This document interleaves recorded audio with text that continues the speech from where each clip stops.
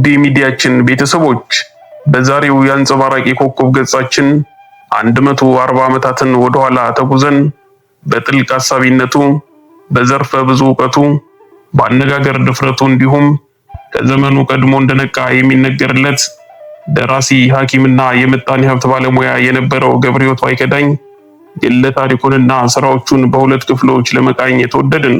ዛሬ በግለ ታሪኩ ላይ የምናተኩር ሲሆን በቀጣይ ክፍል ደግሞ ስራዎቹን ጨምቀን የምንመለከት ይሆናል። ለዚህም በምንጭነት ሀብታሙ ግርማ ነጋድራስ ገብረሕይወት ባይከዳኝ ከ1879 እስከ 1912 ዓ.ም በሚል ርዕስ ያጋራውን ጽሑፍ እንዲሁም መስከረም መጽሔት ገጽ 1 ቁጥር 3 1973 ዓ.ም እትምን ተጠቅመናል። ውድ ቤተሰቦቻችን እንዲህ ለሀገር ትልቅ ውለታ አበርክተው የተዘነጉ አንጸባራቂ ኮከብ ጀግኖች ታሪካቸው በዚህ መልክ ይቀርብ ዘንድ ትብብራችሁ ያስፈልገናልና ማዳመጥ ሲጀምሩ ላይክ እና ሰብስክራይብ እንድታደርጉ እንዲሁም ሐሳብና አስተያየታችሁን እንድታጋሩን በአክብሮት እንጠይቃለን።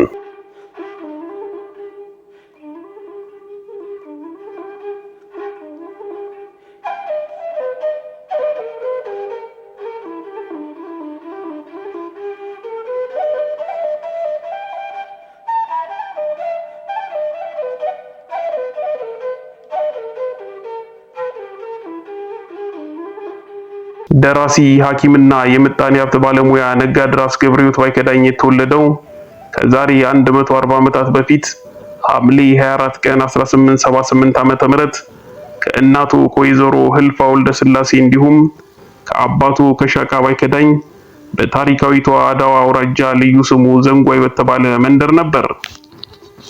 የአፄ ዮሐንስ ወታደር የነበሩት አባታቸው ሻቃ ባይከዳኝ በመተማ ጦርነት ሲሞቱ ገብረሕይወት ገና የ4 ዓመት ህፃን ነበሩ። በ1880ዎቹ ገደማ በኢትዮጵያ የእንስሳት ወረርሽኝ ተቀስቅሶ ብዙ ከብቶችን ፈጀ። ገበሬውም እርሻውን የሚከውንበት እንስሳት በመሞታቸው የእርሻ ስራ ሁሉ ቆመ። ወረርሽኙ በግብርና ላይ የተመሰረተውን የኢትዮጵያን ኢኮኖሚ ክፉኛ ፈተነው። በጠላት ተከባ የነበረችውን ሀገር ሉዓላዊነቷን ጭምር የሚፈታተን ነበር። በታሪክ ማህደር ክፉ ቀን እየተባለ የሚወሳው ያ ጥቁር ዘመን በህዝቡ ህይወት ላይ ያደረሰው ጥፋትም ቀላል አልነበረ። ከዚያ የክፉ ቀን ገፈት ቀማሾች መካከል የ7 ዓመት ህፃን የነበረው ገብረሕይወት ባይከዳኝ አንዱ ነበረ።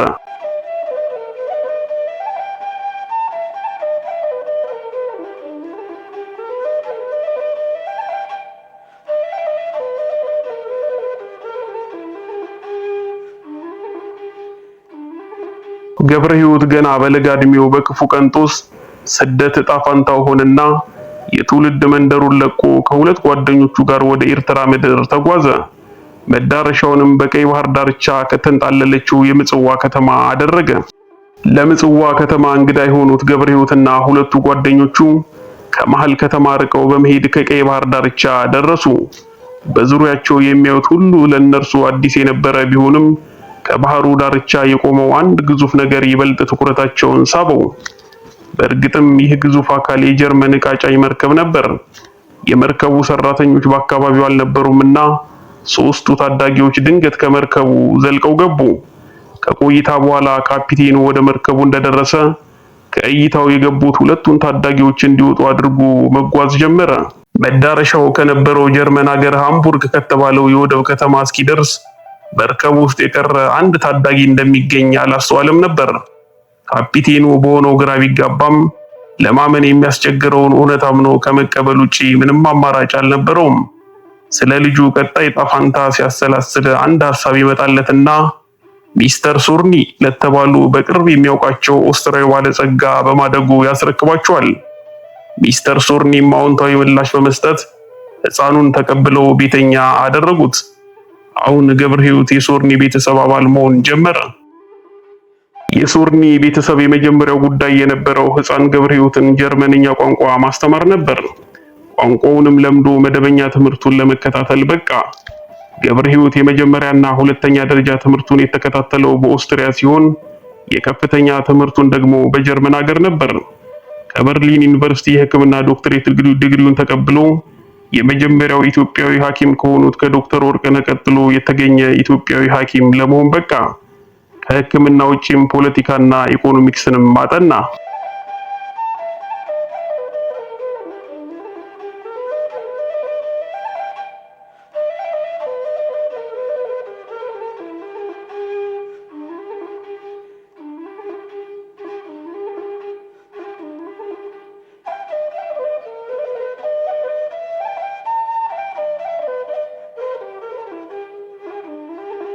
ገብረ ሕይወት የሕክምና ትምህርቱን ባጠናቀቀ ሰሞን ዳግማዊ ሚኒሊክ ንጉሠ ነገሥት ዘኢትዮጵያ በስኳርና ደም ብዛት በሽታ በጠና ታመው አልጋ ይዘው ነበርና በወቅቱ የኢትዮጵያ መንግስት ለንጉሱ ሕክምና የሚያደርጉ ዶክተሮች እንዲላክላቸው የንጉሠ ነገሥቱ እንደራሴ የሆኑትን ነጋድራስ ኃይለ ጊዮርጊስና ደጃዝማች ይገዙ ወደ ጀርመን አምርተው ነበር።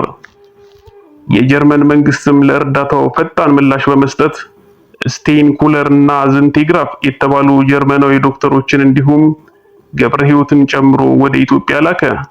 በዚህ አጋጣሚ ወደ ትውልድ ሀገሩ የተመለሰው ገብረ ሕይወት የንጉሠ ነገሥቱ ረዳት ሐኪም እንዲሁም አስተርጓሚ ሆኖ በሚኒሊክ ቤተ መንግስት ከተመ። አጼ ሚኒሊክ በጀርመን ሐኪሞች ክትትል ቢደረግላቸው ማገገም ስላልቻሉ ዝንቲግራፍ የተባለው ሐኪም ሚኒሊክ በደማቸው መርዝ እንዳለና ለዚህም መንስኤው የተመረዘ ምግብ እንደሆነ በምርመራ አሳወቀ። ይህን ተከትሎ እቴጌ ጣይቱ ሚኒሊክን መርዟል በሚል የጠረጠሯቸውን ሁሉ ማዋከብና ማስፈራራት ጀመሩ። ከተጠርጣሪዎቹ አንዱ ገብረ ሕይወት ነበርና የሚወራበት ሁሉ ለሕይወቱ አስጊ ሆኖ ስላገኘው በወቅቱ የብሪታንያ ቅኝ ግዛት ወደ ነበረችው ሱዳን ገዳሪፍ አውራጃ ተሰደደ። ለገብረ ሕይወት የባዕድ መሬት ቀላል ባይሆንም ስራ ለማግኘት አልተቸገረም ነበር። በትርፍ ጊዜው እየጻፈ የሱዳን የሀገር ውስጥ ደህንነት መስሪያ ቤት ውስጥ ተቀጥሮ መስራት ጀመረ።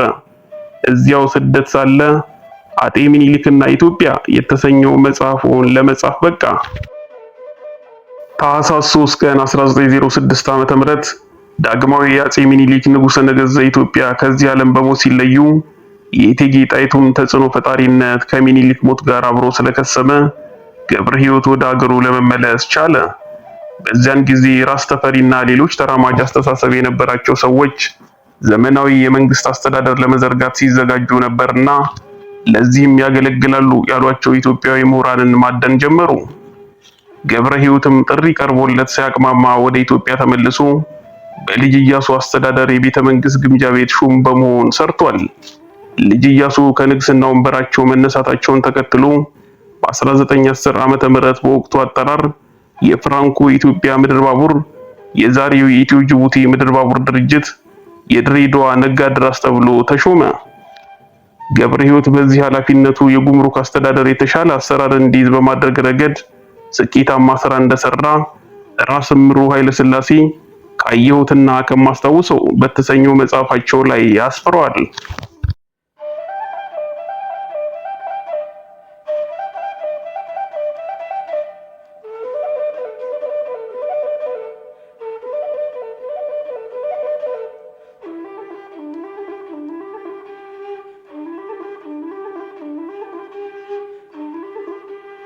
ገብረ ሕይወት ባይከዳኝ በልጅ ኢያሱና በተፈሪ መኮንን መካከል በተፈጠረው የስልጣን ሽኩቻ ወቅት ተራማጅ ከነበሩት ራስ መኮንን ወገን ነበር።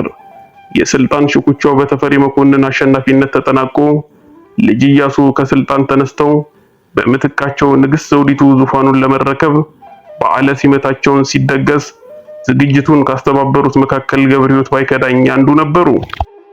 ገብረ ሕይወት ባይከዳኝ 5 አባላት ያሉትና በየካቲት 4 ቀን 1909 ዓ.ም የተካሄደውን የንግስት ዘውዲቱን የዘውድ በዓል ዝግጅት ለማሰናዳት በተሰየመው ኮሚቴ አባል ሆኖ ሰርቷል በማለት መርዕየ ሐዘን ወልደ ቂርቆስ የ20ኛው ክፍለ ዘመን መባቻ በሚለው መጽሐፋቸው ገጽ 182 ላይ አስፍረዋል።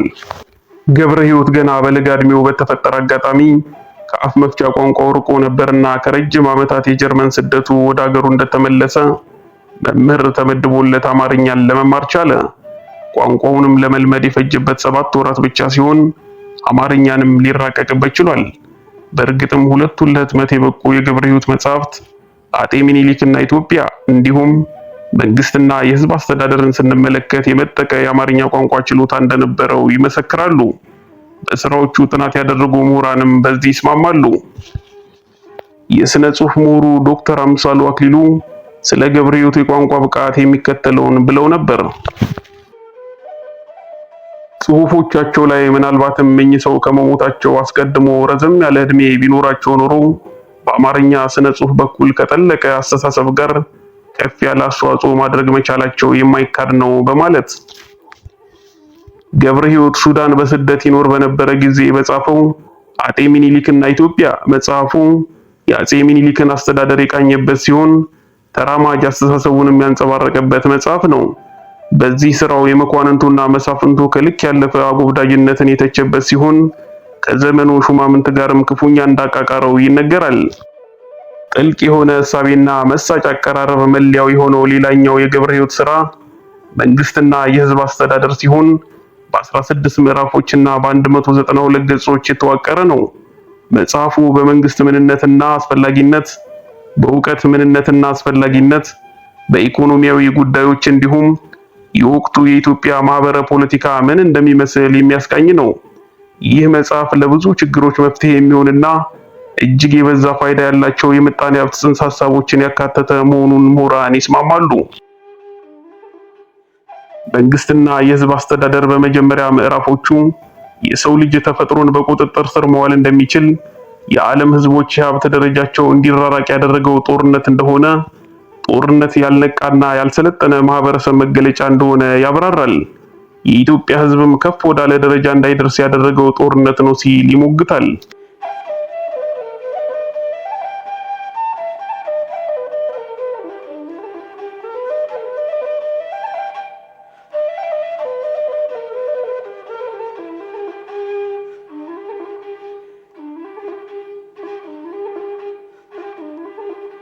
ምዕራባውያን ከጊዜ በኋላ ተግብሯቸው ታዋቂና ገናና የሆኑባቸው የምጣኔ ሀብት ጽንሰ ሐሳቦች ነጋድራስ ገብረ ሕይወት ከብዙ ዓመታት በፊት ቀድመው ያውቋቸው እንደነበረ በርካታ ምሁራን ይናገራሉ። የገብረ ሕይወት ሐሳቦች የረቀቁና የመጠቁ በመሆናቸው ለብዙ ምርምሮችና የፖሊሲ ሐሳቦች ግንባር ቀደም ግብዓት እንደነበሩና አሁንም እንደሚሆኑ የተለያዩ ተመራማሪዎችና ምሁራን ይስማማሉ። የገብረ ሕይወትን የምጣኔ ሀብት ታዋቂነት ደጋግመው ከሚናገሩ ግለሰቦች መካከል አንዱ የሆኑት ፕሮፌሰር አለማየሁ ገዳ ነጋድራስ ገብረ ሕይወት ባይከዳኝ በምጣኔ ሀብት ዘርፍ በተለይም በልማታዊ ምጣኔ ሀብት ወይም ዴቨሎፕመንታል ኢኮኖሚክስ በቀዳሚነት ከሚጠቀሱ የዓለማችን ምሁራን አንዱ ናቸው ብለው ይከራከራሉ። ገብረ ሕይወት ለሀገር ስልጣኔ ምንጩ ስርዓትና ሕግ መሆኑን አጤ ሚኒሊክና ኢትዮጵያ በሚለው መጽሐፋቸው እንደሚከተለው ገልጸውታል። አእምሮ የሌለው ህዝብ ስርዓት የለውም፣ ስርዓትም የሌለው ህዝብ የደለደለ ኃይል የለውም። የኃይል ምንጭ ስርዓት እንጂ የሰራዊት ብዛት አይደለም። ስርዓት ከሌለው ሰፊ መንግስት ይልቅ በህግ የምትኖር ትንሽ ከተማ ሙያ ትሰራለች። ነጋድራስ ገብረ ሕይወት ባይከዳኝ አጤ ሚኒሊክና ኢትዮጵያ ገጽ 10። ገብረ ሕይወት በስነ መንግስት እሳቢዎቹ የብዙ ምሁራንን አድናቆት አግኝቷል። እንደርሱ አገላለጽ ለአስተዳደር የሚመችና አርነት ያለው ህዝብ ጤናማ የህዝብና የመንግስት ግንኙነት እንዲኖር መሰረት ነው። ያልሰለጠነ ህዝብ መብትና ግዴታውን ስለማያውቅ ለማስተዳደር አይመችም። ምክንያቱም ከንግግርና ውይይት ይልቅ ጦርነት ይቀነዋልና። ስለሆነም የመንግስት ተቀዳሚ ተግባር ሊሆን የሚገባው ህዝቡ እንዲነቃና እንዲሰለጥን ማድረግ ነው። ይህ እንዲሆን ደግሞ ዕውቀትን ማስፋፋት አለበት በማለት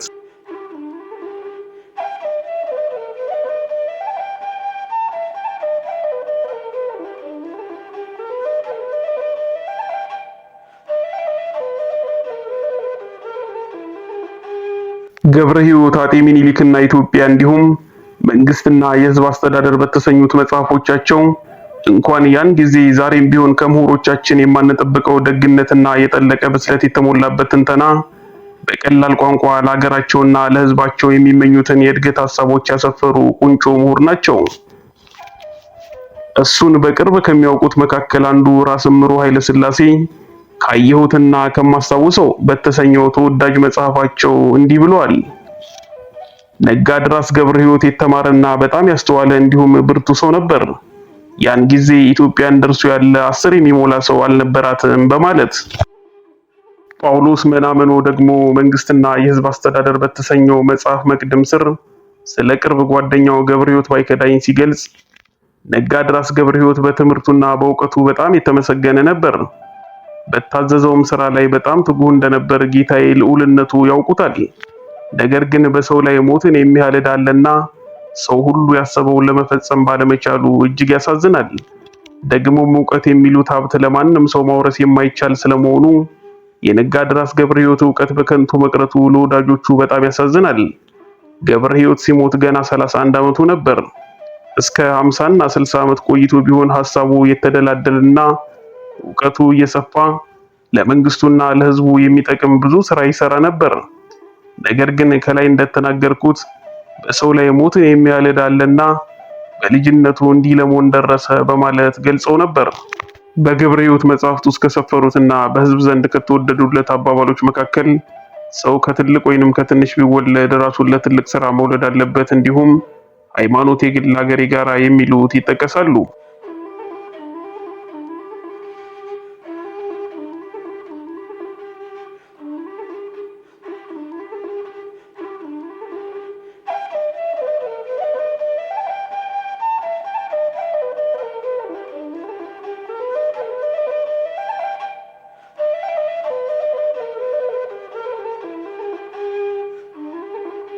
ገብረ ሕይወት በብዙ መልኩ ከዘመኑ የቀደመ በጥልቅ ሐሳቢነቱና ዘርፈ ብዙ ዕውቀቱ የተደነቀ በአነጋገሩ ደፋር ለህዝብና ለሀገሩ ለውጥ ብዙ ራዕይ የነበረው ሰው ነበረ።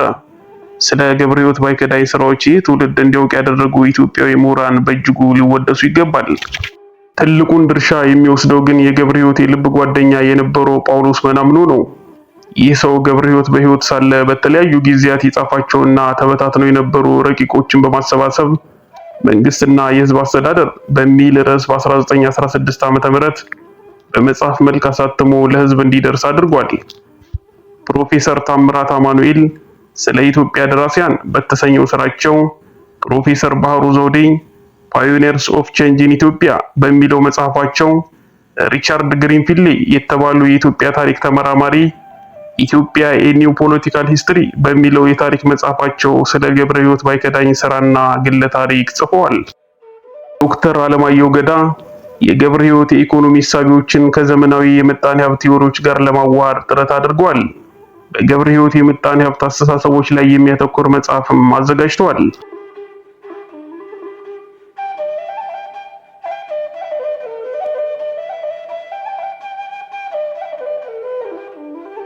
ስለ ገብረ ሕይወት ባይከዳኝ የግል ሕይወት ዙሪያ ብዙ የተባለ ነገር የለም። ራሱም ቢሆን ግለ ታሪኩን አልጻፈም። መቼና በምን ምክንያት እንደሞተ እንኳን ግልጽ የሆነ መረጃ የለም።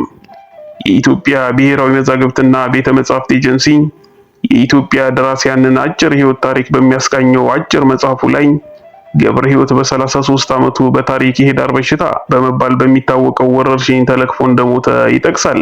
አንድ ትውልድ የሚጋሩትና ገብረ ሕይወትን በቅርብ ከሚያውቁት መርሲ ሐዘን ወልደ ቄርቆስ የ20ኛው ክፍለ ዘመን መባቻ በተሰኘው መጽሐፋቸው ገጽ 432 ላይ ገብረ ሕይወት ባይከዳኝ ሰኔ 14 ቀን 1923 ዓ.ም በ44 ዓመቱ እንደሞተ ከመግለጽ ውጪ ስላሟሟቱም ሆነ ተያያዥ ጉዳዮች ያሉት ነገር የለም። ፕሮፌሰር ባህሩ ዘውዴ ገብረ ሕይወት በ1912 ዓመተ ምህረት እንደሞተ ጽፈዋል። ፍጹም ወልደ ማርያም ያልተዘመረላቸው በተሰኘው መጽሐፋቸው ገብረ ሕይወት ባይከዳኝ ሰኔ 24 ቀን 1911 ዓመተ ምህረት በ33 ዓመቱ እንዳረፈ አስፍሯል። የሆነው ሆኖ ደግ የማይበረክትላት ሀገር ኢትዮጵያ ነጋድራስ ገብረ ሕይወት ባይከዳኝን በሞት የተነጠቀችው ገና በጉልማሳነት እድሜው መሆኑ ግን አጠያቂ አይደለም። ክቡራን አድማጮች በታላቁ ሊቅ ገብረ ሕይወት ባይከዳኝ የህይወት ጉዞ ላይ የምናደርገው ዳሰሳ እዚህ ላይ አይጠናቀቅም። በቀጣይ ክፍል በድንቅ የሥነ ጽሑፍ ስራዎቹ ላይ እንደምንመለስ እየጠቆምን ለዛሬው በዚሁ እንሰናበታለን።